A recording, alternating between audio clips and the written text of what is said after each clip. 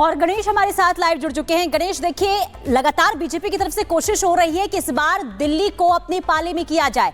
ऐसे में जो आज रैली बीजेपी की तरफ से बैक टू बैक होने वाली है, इस रैली की शुरुआत कितनी देर में हो जाएगी? देखिए, आज की मैं बात करूं तो आज मंगलवार का दिन जिस तरीके से आज बीजेपी चाहती है कि जिस तरीके से तमाम 30 से अधिक बीजेपी की जो बड़ी रैलियां हैं, उसमें चाहे उत्तर प्रदेश के जो बीजेपी के जो फायर ब्रांड नेता हैं और योगी आदित्यनाथ, उनकी रैलियां हैं, मुस्तफाबाद में है, गोंडा में है, तमाम इस तरीके से शाहदरा में है। इन तमाम उन जगहों पर रैली, देखिए ये इलाके मुस्लिम बहुल इलाके भी हैं और खुद गृह मंत्री अमित शाह का 2 रोड शो है, चाहे वो कालकाजी में एक जनसभा है और मूलचंद जो कस्तूरबा नगर विधानसभा के अंदर आता है वहां पर रोड शो होगा। बदरपुर जो इलाका खुद विधानसभा है वहां पर उनका रोड शो है। यानी यूं कहें कि आज बीजेपी पूरी तरीके से हमलावर नजर आएगी, जिस तरीके से, क्योंकि चाहती है पूरी तरीके से कि 3 दशक का जो सूखा है दिल्ली की सत्ता पर, वो पूरी तरीके से वापस हो सके। हमने पिछले दिनों देखा था जब यूपी के जो मुख्यमंत्री ये सूखा खत्म होगा या नहीं होगा, ये बड़ा सवाल, और इसी की कोशिश में भारतीय जनता पार्टी है। इस बीच एक बड़ी अपडेट आपको बता दें, दिल्ली में आम आदमी पार्टी के लिए प्रचार करेंगे अखिलेश यादव। बड़ी खबर आपको बता रहे हैं, दिल्ली में आम आदमी पार्टी के लिए प्रचार करेंगे अखिलेश यादव। यानी कि जो इंडी गठबंधन लोकसभा चुनावों में देखने को मिला था, लेकिन दिल्ली विधानसभा चुनावों में उसमें एक टूट सी देखने को मिल रही थी, क्योंकि कांग्रेस के रास्ते अलग हो गए थे। और ऐसे में अब दिल्ली विधानसभा चुनाव में अखिलेश यादव जरूर साथ खड़े नजर आएंगे। अरविंद केजरीवाल के रोड शो करेंगे उनके साथ। 30 जनवरी की वो तारीख जब रिठाला विधानसभा में नेताओं का रोड शो होगा। यानी कि रोड शो में एक साथ पूर्व मुख्यमंत्री दिल्ली के आम आदमी पार्टी के संयोजक अरविंद केजरीवाल और सपा मुखिया समाजवादी पार्टी के सर्वा अखिलेश यादव एक साथ होंगे। जनता को रिझाने की कोशिश होगी, वोट बैंक एकत्रित करने की कोशिश होगी। तो एक तरफ दिल्ली में देखिए चुनावी प्रचार का दौर जो है वो लगातार देखने को मिल रहा है। हर दल की तरफ से ये कोशिश हो रही है कि इस बार दिल्ली की सत्ता पर काबिज किया जाए, लेकिन आखिर दिल्ली की सत्ता किसके कब्जे में जाती है ये देखना होगा। लेकिन उससे पहले अब दिल्ली की सियासत में एंट्री हो चुकी है यमुना का प्रदूषण मामला, जिसे लेकर देखिए बीजेपी हो या फिर आम आदमी पार्टी, दोनों ही आमने सामने नजर आ रहे हैं। किस तरीके से अब इस पूरे मामले को लेकर वार पलटवार देखने को मिल रहा है, आपको रिपोर्ट के जरिए दिखाते हैं।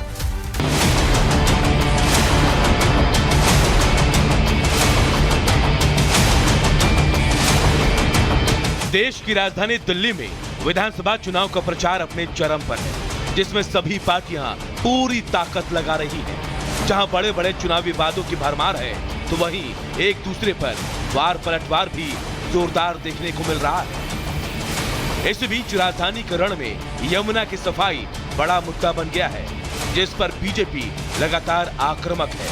तो वहीं यमुना को लेकर आम आदमी पार्टी ने बीजेपी पर गंभीर आरोप लगाते हुए पानी को जहरीला बनाने का दावा कर दिया है, जिस पर सियासत गर्मा गई है। दिल्ली में चुनावी रण वार पलटवार भीषण। यमुना सफाई का मुद्दा, पानी में जहर पर बखेड़ा। आपके आरोपों पर मानहानि करेंगे नायब सैनिक। दिल्ली चुनाव में यमुना सफाई को लेकर घिरी आम आदमी पार्टी ने बीजेपी पर गंभीर आरोप लगाए। सोमवार को पार्टी की तरफ से बड़ा दावा किया गया।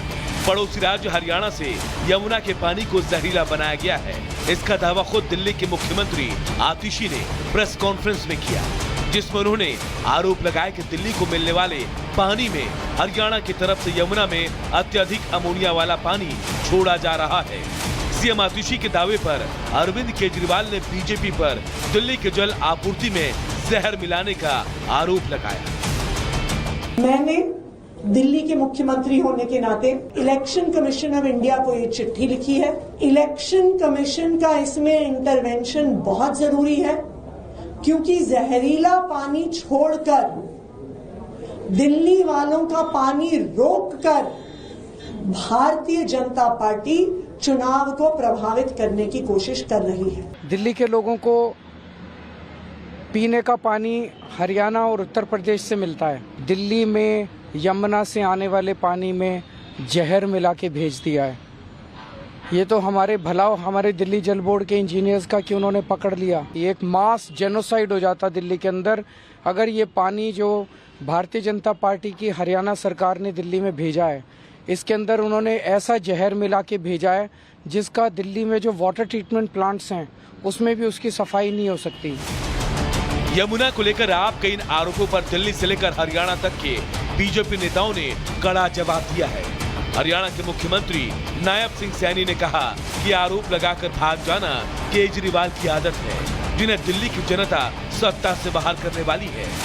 नायब सैनी ने अरविंद केजरीवाल के खिलाफ मानहानि का केस करने की तैयारी कर ली है।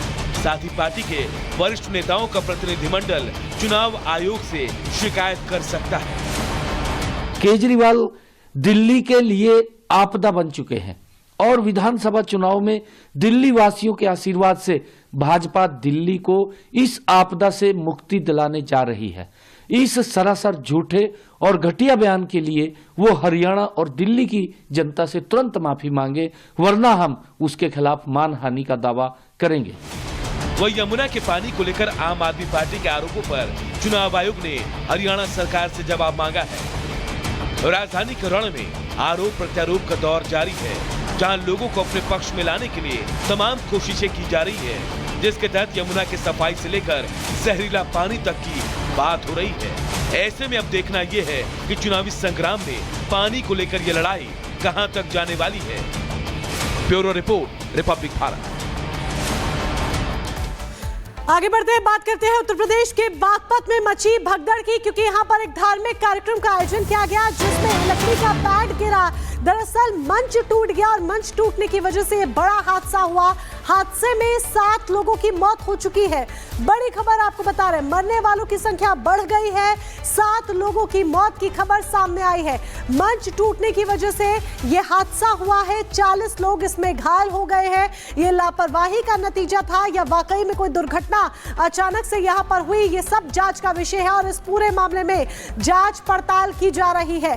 बागपत में हादसा हुआ है, मंच गिरने की वजह से भगदड़ मची और जब भगदड़ मची तो तस्वीर जरा देखिए।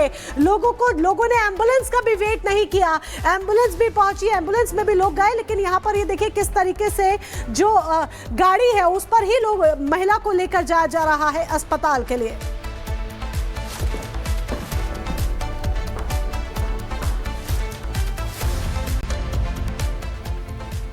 तो बागपत के बड़ौत शहर में यह हादसा हुआ है और जो हादसे की तस्वीर सामने आ रही है वो भयावह है, क्योंकि धार्मिक आयोजन वहां पर हो रहा था और अचानक से मंच के गिरने की वजह से 7 लोगों की जान जाने की अब खबर सामने आ रही है, जबकि 50 से ज्यादा लोग घायल हो गए हैं और सभी को अस्पताल में भर्ती कराया गया, लेकिन स्थिति काफी गंभीर बनी हुई है। लेकिन सवाल ये कि आखिर हादसा कैसे हुआ, इस हादसे के पीछे जिम्मेदार कौन? रिपोर्ट देखिए।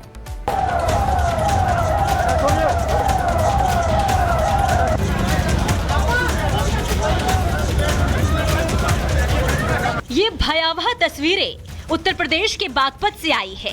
ये लोग यहाँ धार्मिक आयोजन में शामिल होने आए थे, लेकिन अब यहाँ चीख पुकार मची है।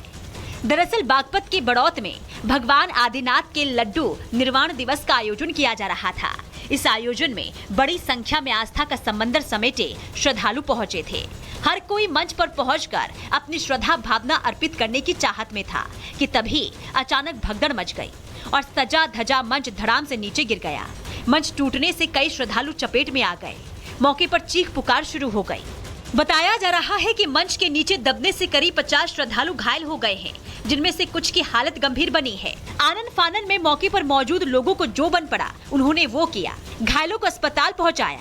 जब तक एम्बुलेंस मौके पर पहुंचती, लोग रिक्शे पर लेटाकर ही घायलों को अस्पताल लेकर पहुंचे। आज जैन समाज का एक कार्यक्रम था बड़ौत में सीपीएल स्कूल में, जो पिछले 30 सालों से हर साल होता है।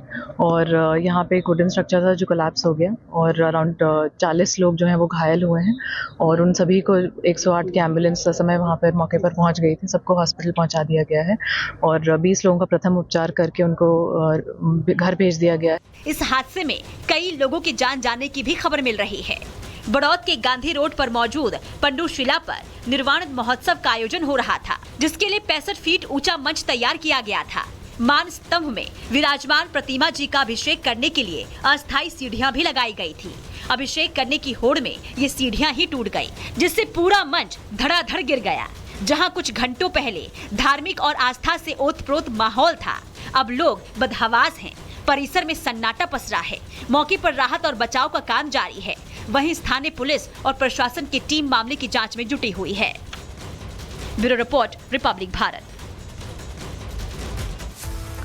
जतिन हमारे सहयोगी हमारे साथ जुड़ चुके हैं। जतिन, इस वक्त वहां पर किस तरह की स्थिति है, मौजूदा स्थिति क्या है वो भी बताइए, और जांच कहां तक पहुंची? आज बिल्कुल देखिए, जो बागपत के एसपी और डीएम है वो दोनों ही यहाँ पर पहुंचे हैं। उन्होंने इस पूरे